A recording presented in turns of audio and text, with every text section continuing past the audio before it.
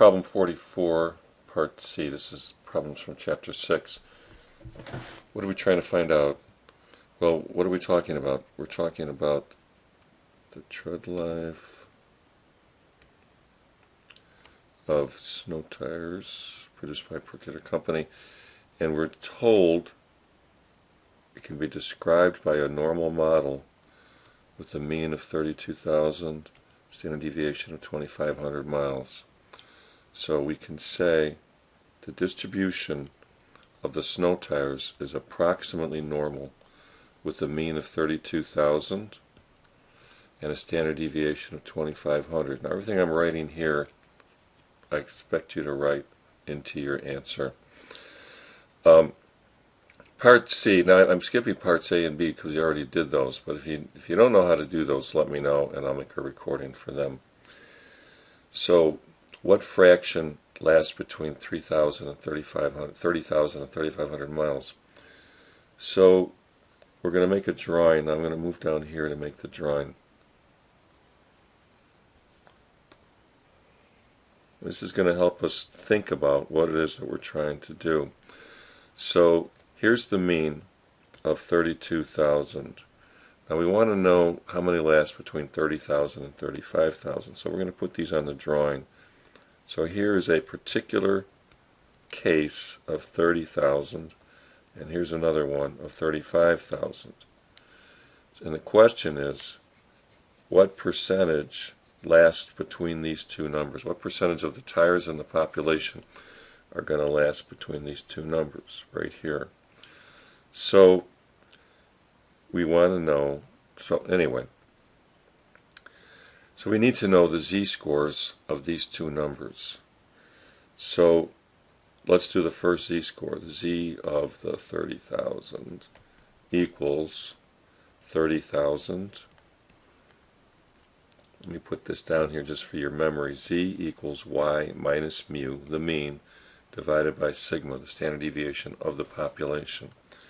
So we'll do 30,000 minus 32,000, that's the mean of the population, divided by 2,500, and we'll get 2,000 divided by 2,500, which is going to be 4/5, which is 0.8. So the z-score for the 30,000 is 0.8 standard deviation. So we're going to put a 0.8 here. A tire that lasts 30,000 miles is 0.8 standard deviations away from the mean. Now let's do 35,000. Z will equal 35,000 minus 32,000 divided by 2,500. So that's going to equal 3,000 over 2,500. And this is going to be 6/5 is 1.2. So this z-score is 1.2. So this guy is 0.8 standard deviations away, and this one is 1.2 standard deviations away. This one's negative, and this one's positive.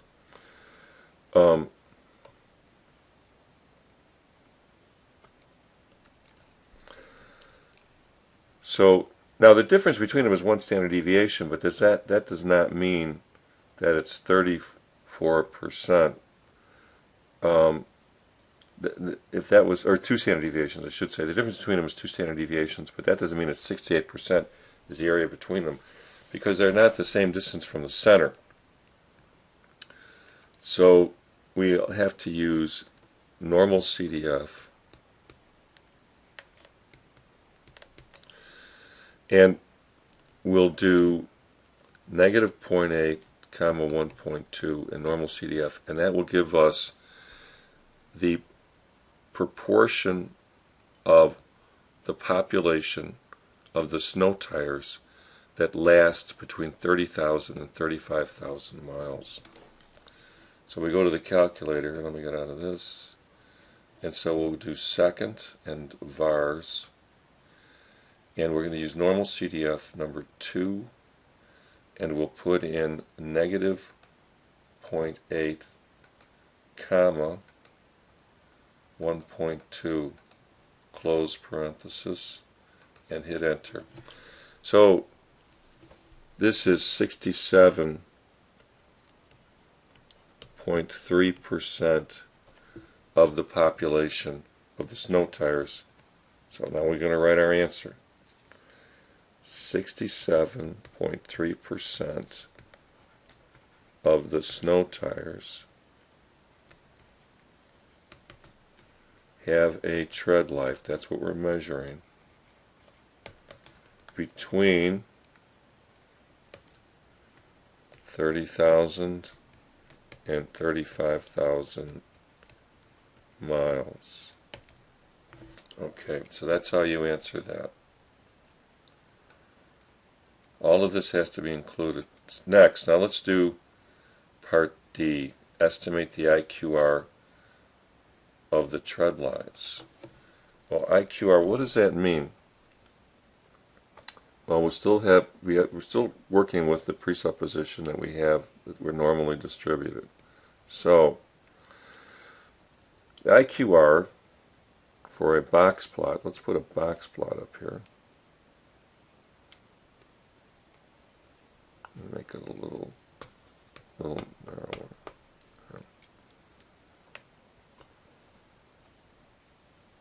Let's divide the area under the normal distribution into chunks of 25% instead of 34, 34, 13 and a half, 2.35 and so on. We can do this.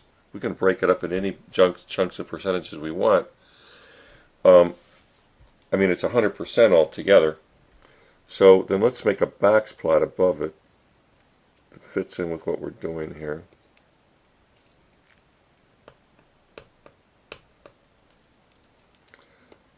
So the mean and the median are the same.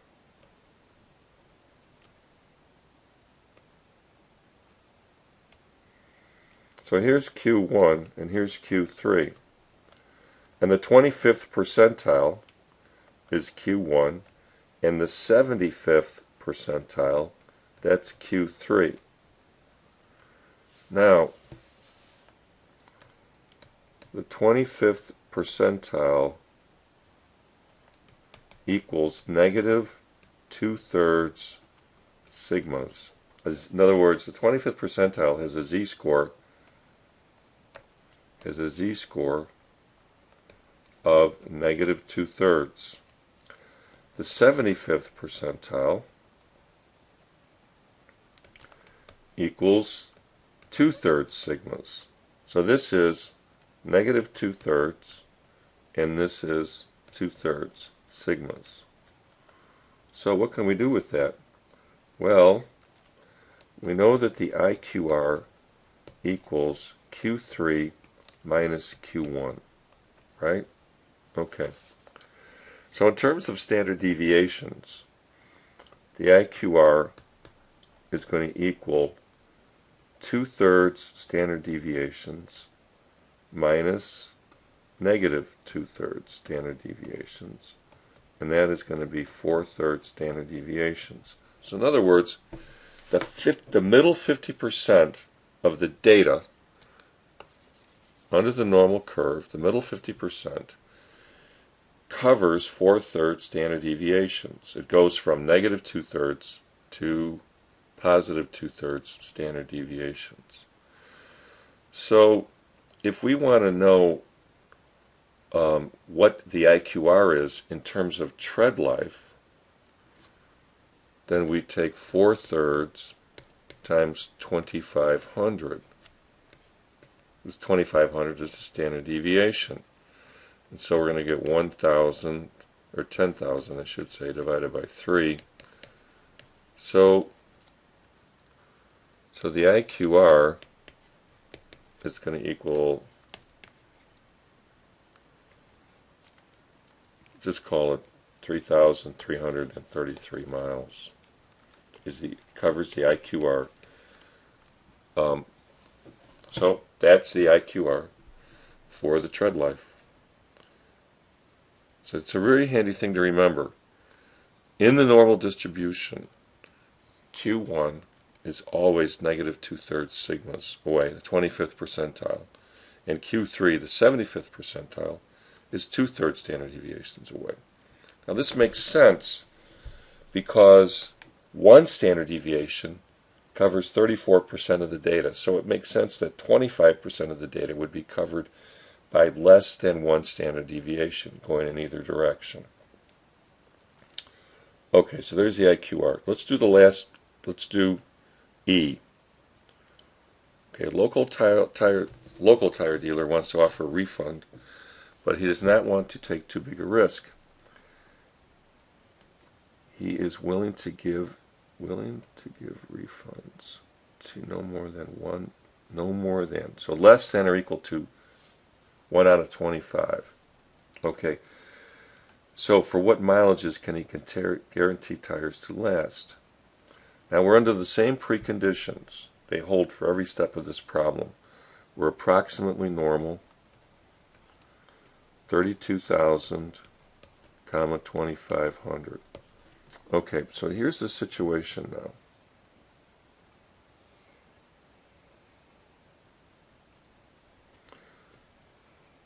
Got 32,000 in the middle.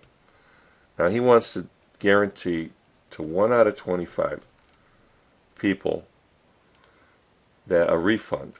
So 1 out of 25 equals 0.04. So in other words, he wants to give, here's the tread life, okay? Now, if he guaranteed 32,000, then half would last this long and half wouldn't, okay? So he'd be having to guarantee half of the failures. So, but he only wants to do 4%. So here's 4%. Let's put it over here. Just put it in the drawing. Okay. So we want to know the mileage that goes with 4%. Now, we can find the z-score for 4% and put that in here. And using that z-score, we can use the formula z equals y minus mu over sigma to find this particular y value.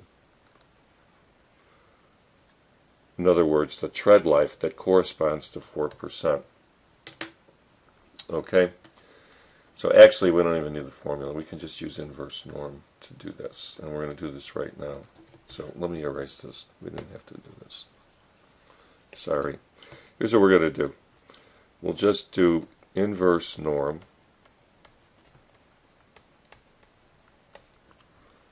Let me write it down here.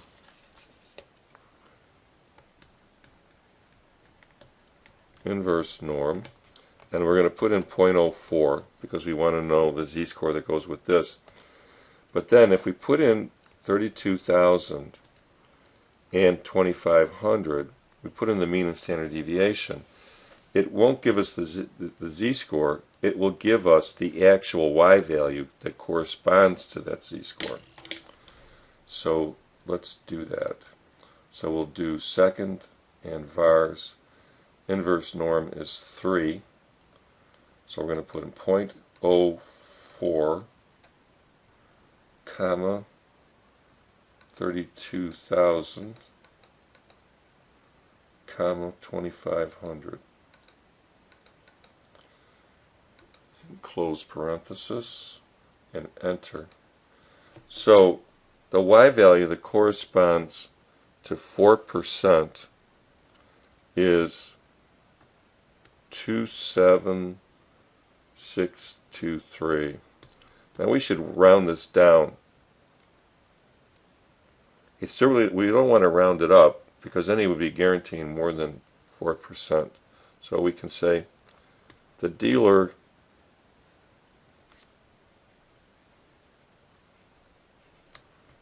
should guarantee snow tire treads lasting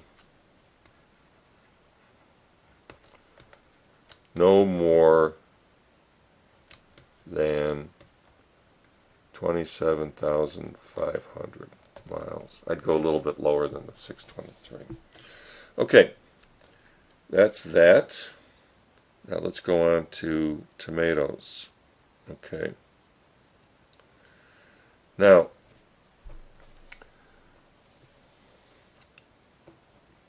customers are likely to bypass Roma tomatoes at way less than 70 grams.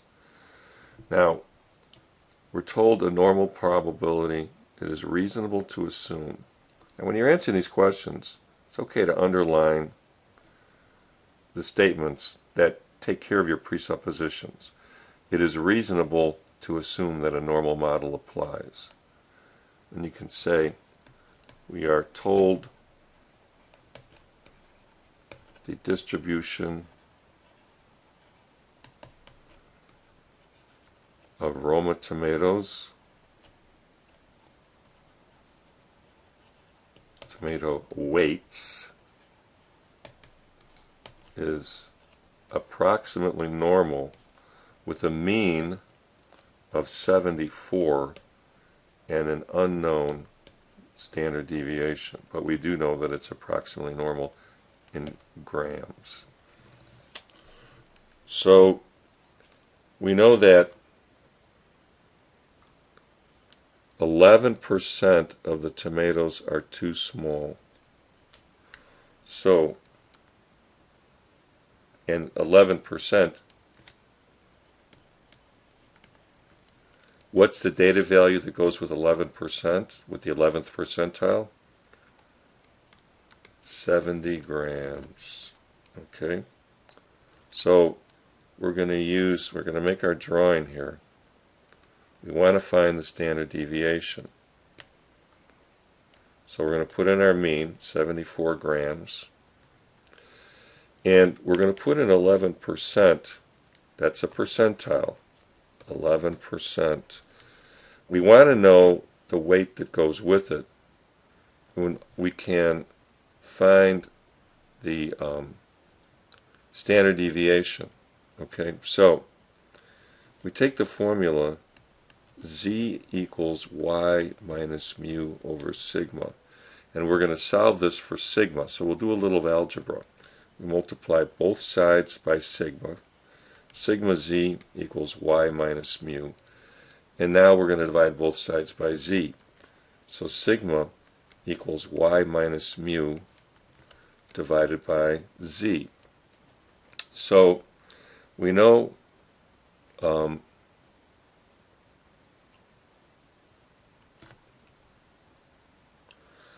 we know the y is 70, and we know mu. Okay, so sigma equals 70 minus 74. Okay, so we want to know the z-score that goes with 11%. Well, that's very simple. We're just going to use inverse norm for that.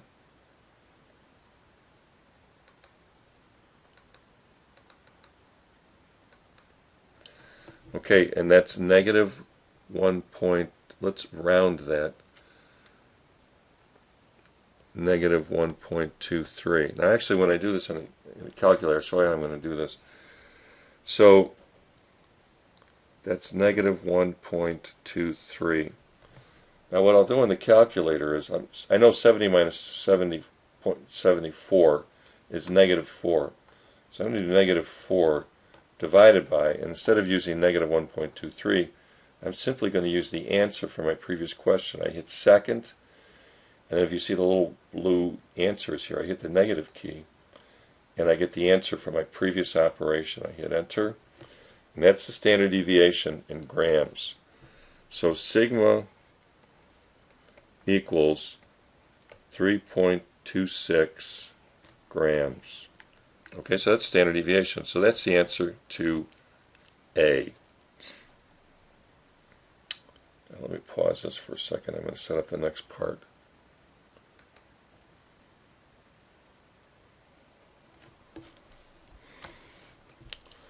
Okay, so let's go on to part B. They hope to reduce the frequency of undersized tomatoes to no more than 4%. Raise the average size of the fruit. Standard deviation remains the same. Okay, in other words, it's going to remain 3.26. What target mean should they have as a goal? Now the presuppositions remain the same. We're approximately normal. So we're going to draw a picture to sort out what we're trying to do. So we no longer know mu. Here's mu, but it's unknown. We're going to change it. We're going to have to make it bigger. Why? 70 grams remains the cutoff point for where we reject tomatoes at.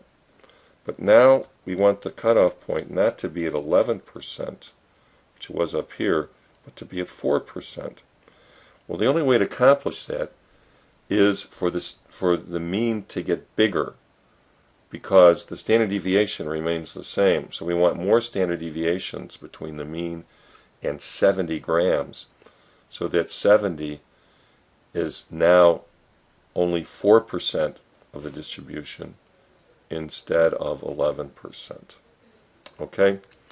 Now, we're going to take the formula z equals y minus mu over sigma, and we're going to solve it for mu, and then add, plug in the parts that we know and find out what the new mean is. So we multiply both sides by sigma. We get sigma z equals y minus mu. Now let's add mu to both sides, and we get mu plus sigma z equals y. We subtract sigma z from both sides, and we get mu equals y minus sigma z. So that'll be our new mu. Now we know y, that's 70, and we know sigma, that's 3.26. We have to find the z-score that corresponds to 0.04%.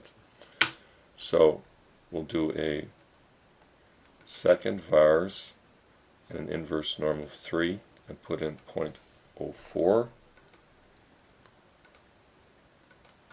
And we're going to get negative 1.75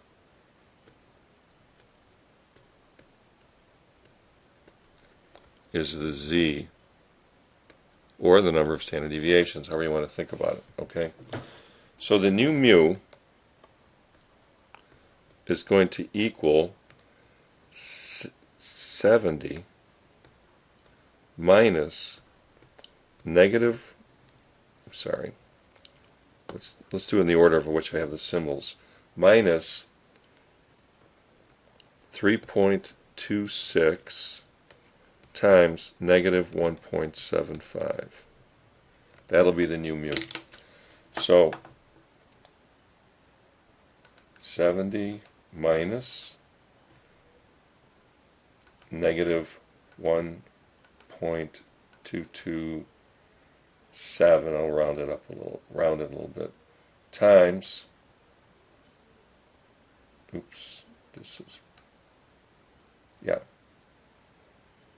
that's inverse, I'm doing the wrong number here. 3.26 times negative 1.75. Okay, I hit enter, and I get 75.7. So the mu equals 75.7. So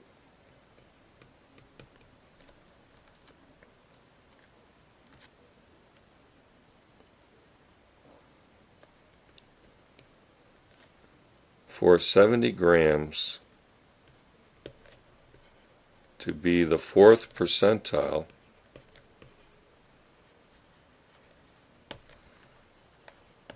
with a sigma that equals 3.26 grams,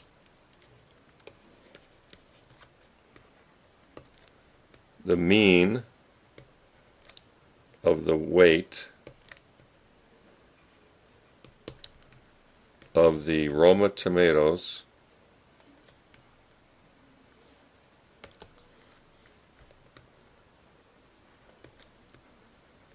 must be 75.7 grams.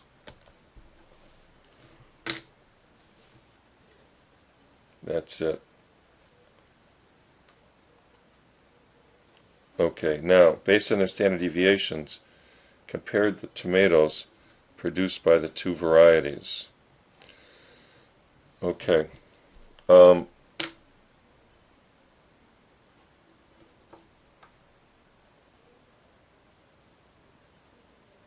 Okay, now C. I'm sorry, skip C. The researchers produced a new variety with a mean weight of 75 grams, which meets the 4% goal. So they didn't get to 75.7, they only got to 75.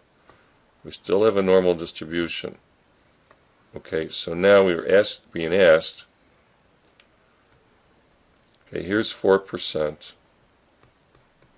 4% still corresponds to 70 grams. The mean is 75 grams. What is the standard deviation? It's that, remember, we said with a standard deviation of 3.26, we would need, in order for 70 grams to have a percentile of 4%, we would need a mean of 75.7. Well, they only get the mean to 75. Therefore, the standard deviation must have gotten smaller in order for 70 grams to be 4%.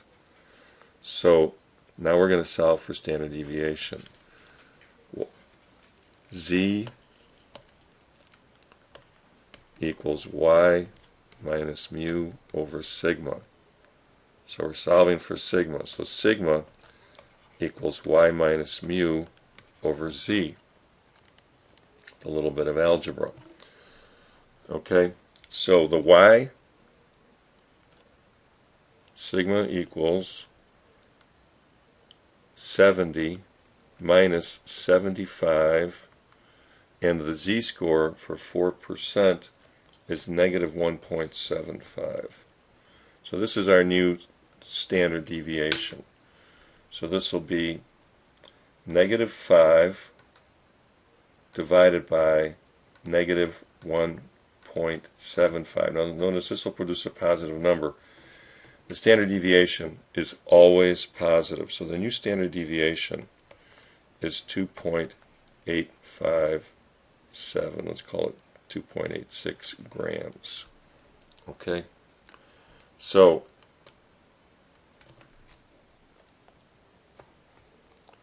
for 70 grams to be the 4th percentile,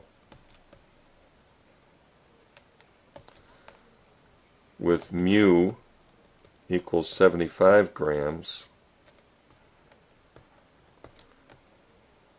for the weights of Roma tomatoes,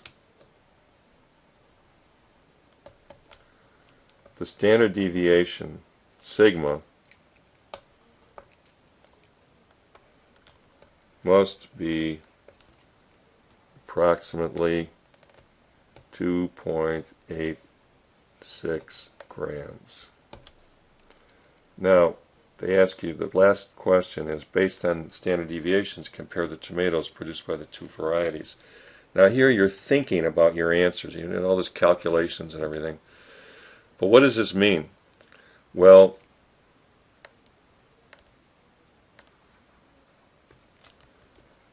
the Roma tomatoes that are approximately normal with 75 grams, comma, 2.86. In other words, a mean of 75 and a standard deviation of 2.86 have less weight variation than the 74 comma, what was that standard deviation?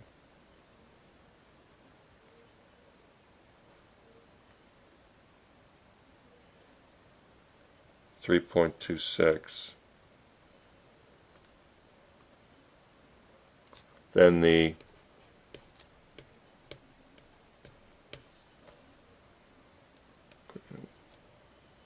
tomatoes. A smaller standard deviation always means less variation. The standard deviation is the measure of spread. If it's smaller, then the measure of, if the standard deviation is smaller, then there's less variation. Your distribution is less spread out.